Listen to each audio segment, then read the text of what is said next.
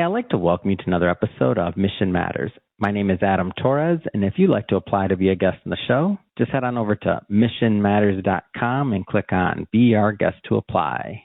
All right, today I have Kathleen Burns Kingsbury on the line, and she's founder of KBK Wealth Connections, and she's also author of Breaking Money Silence and a podcast host over at the same thing. Breaking Money Silence is the name, and they're in their 10th year. And this particular interview is part of our State of the Women Conference coverage 2025 that we've been covering for Kathleen and her team. And if you don't know what I'm talking about yet, the State of the Women Conference is taking place September 17th through 19th. If you go to stateofthewomen.com, you can pick up tickets, you can learn more, and definitely check it out. We've been covering this conference for the last couple of years, and it's a big deal. So stateofthewomen.com is the address to go find out more and to grab some tickets. Kathleen, welcome to the show. Thank you, Adam. It's fun to have this conversation with you. All right. First thing first, congrats. I mean, your podcast going 10 years strong. Like, how do you feel?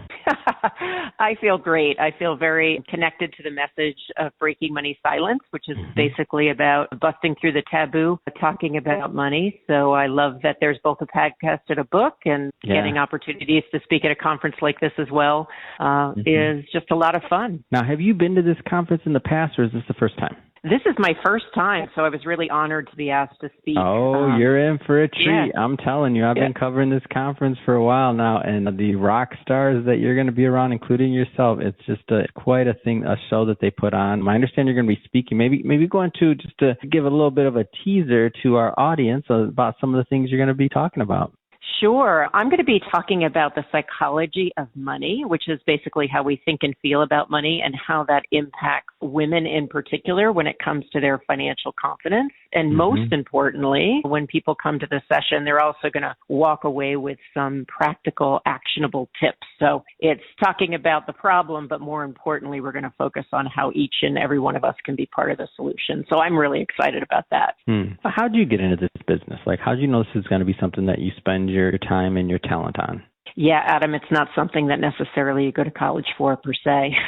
I found this career after working in banking and finance and also working clinically as a therapist. And basically my company, KBK Wealth Connection, I took everything I love about finance, which is education and empowering, and everything I love about psychology, which is helping people change their behaviors, and I put it together. And for the last 20 years, I've been out there speaking about how we need to have a better relationship with money. I'm so curious on this. So when you think about this, we think about how, and this is an obvious direction to take it, to kind of juxtapose like men versus women and who has problems with what. Do men and women kind of go down that same continuum there? Or would you say that like women have a different, challenge in certain areas versus men? Like go a little bit further into this. Yeah, no, absolutely. That's a great question. I actually think that gender is just one lens. So people's gender certainly influences their perspective in the world. But I also think when it comes to, like, say, breaking money silence or talking about money or feeling comfortable with finances, I do think that it affects every one of us in our society. Unfortunately, it's something like 60% of Americans would rather talk about death, dying, politics, and religion than talk about finances. However, the reason I focus more on women and the advisors that work with women is because women end up getting a lot of mixed messages. Like, you're supposed to be financially empowered, but you know what? Don't be too aggressive in negotiating your salary. Or you're supposed to be knowledgeable, but you know what? That's not so attractive. You don't want to, if you have a male partner, you don't want to make him uncomfortable. So we get a lot of mixed messages around money that I think make it slightly more complicated than men, but certainly men can struggle in this area as well. What are some of those other lenses that I'm thinking out loud, like culture, socioeconomic status? Like, what have you found are some other lenses? This is interesting. So basically the two you just mentioned, sexual orientation, could be your religion. Often we don't think about it, but if we're raised with or without religion, that can have a lot of influence on how we think and feel about money. Life experience, all sorts of different ways in which we view the world. Some of them are race, some of them are visual, like we can look and usually tell someone's gender or someone's race, but some of it is underneath the surface. Like, for instance, if you were raised as a military brat versus if you were raised in one town your whole life and never moved, you may have a different perspective on money.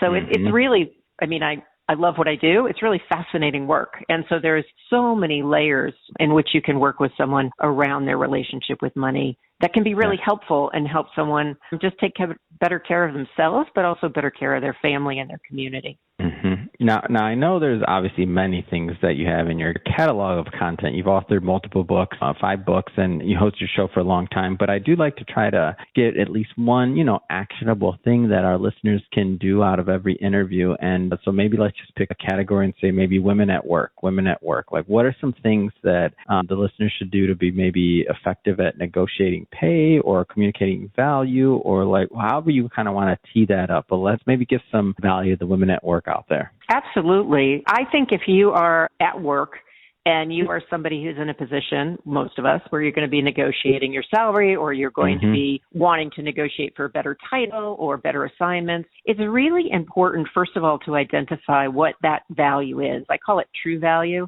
And true value is what makes us unique. Yes, there's market value. We know about that. But what do we bring to the table that nobody else does? And so I tell people, start a success journal, start a true value journal where you're basically saying, what are the compliments you get at work? What are the things that you really enjoy doing? What's the feedback you get either from leadership or from the clients that you work with?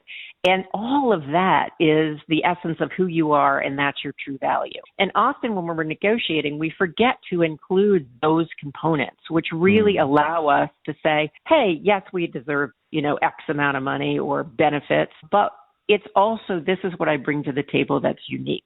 I think the other thing that women need to do is really practice. Like, don't go into a negotiation without having prepared, without having to think through what your strategy is, what your true value is, and also practicing the words you're going to use. A lot of us, men and women, men tend to admit it less than women, but feel anxious when we're going into a salary negotiation. So practice, role play, get more comfortable with the words. It doesn't mean the emotions are going to go away. It just means that when they come up, you're going to have a little bit of muscle memory to be able to figure out how to push through. Yeah. So I think identifying that true value, really capturing that information, and then practicing with somebody who's safe, whether that's a coach like myself, whether that's, a mentor. I know I learned a lot about negotiation from my husband, actually. So really practicing and not being hard on yourself. It's not about being perfect in a negotiation. It's being good enough and learning each time you negotiate what you do differently. I'm a big fan of role playing, and I kind of forgot about role playing. I haven't thought about that in a while, so I'm going to take that as a takeaway for myself too, and not just for negotiations or things like that, but just in general. I forgot about role playing. Sometimes if you haven't done something in a while, you kind of forget. Well, for me at least.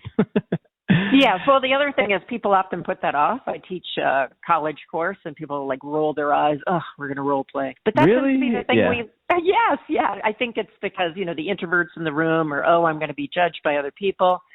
But at the end of the course, at the end of anything that I do with my clients, often they're like, that role play really taught me a lot because it's experiential learning. So don't forget to role play and practice what you're going to say. I love it. This is great. Kathleen, this has been a lot of fun having you on the show. If somebody's listening or watching this and they want to follow up, they want to learn more about what you're doing, obviously grab a copy of your book, listen to your show. What's the best way for people to tap into your ecosystem? The easiest way is just to go to my website, and that is kbkwealthconnection.com.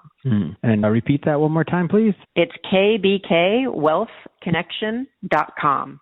Wonderful. And for everybody listening, just so you know, we'll definitely put that link in the show notes so that you can click on the link and head right on over. And speaking to the listeners, don't forget, go check out stateofthewoman.com so you can go meet Kathleen in person and see her talk, of course. And so grab some tickets, stateofthewoman.com. And it's going to be on September 17th through 19th. And if you're a first-time listener here and you haven't done it yet, hit that subscribe or follow button. This is a daily show. Each and every day bringing you new content, new ideas, and hopefully new inspiration to help you along the way in your journey as well. So again, hit that subscribe or follow button. And Kathleen, thanks again for coming on the show. Thank you, Adam, for breaking money silence with me.